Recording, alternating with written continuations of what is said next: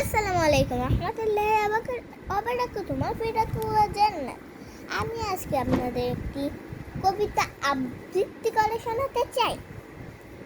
আমার কবিতার নাম নতুন দেশ।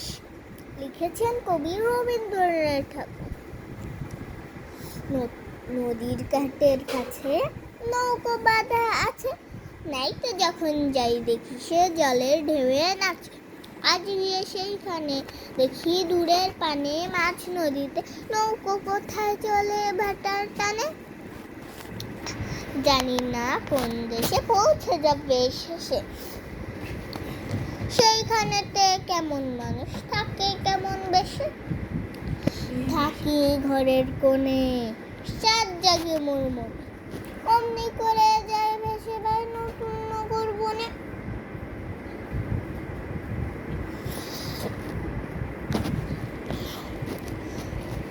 সাগরের পাড়ে জলের ধারে ধারে নারিকেলের বনগুলি সব দাঁড়িয়ে সারে সারে।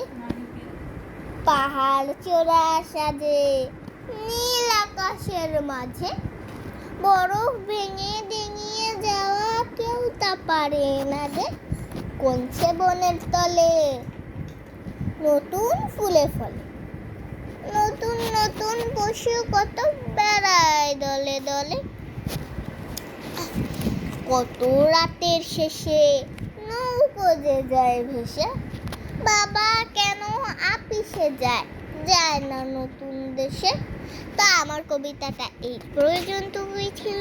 তো কেমন লেগেছে আপনাদের এটা কমেন্ট করে জানাবেন, একটা লাইক করে দিয়েন। তো আসসালামু আলাইকুম রহমতুল্লাহি ওয়া জান্নাত।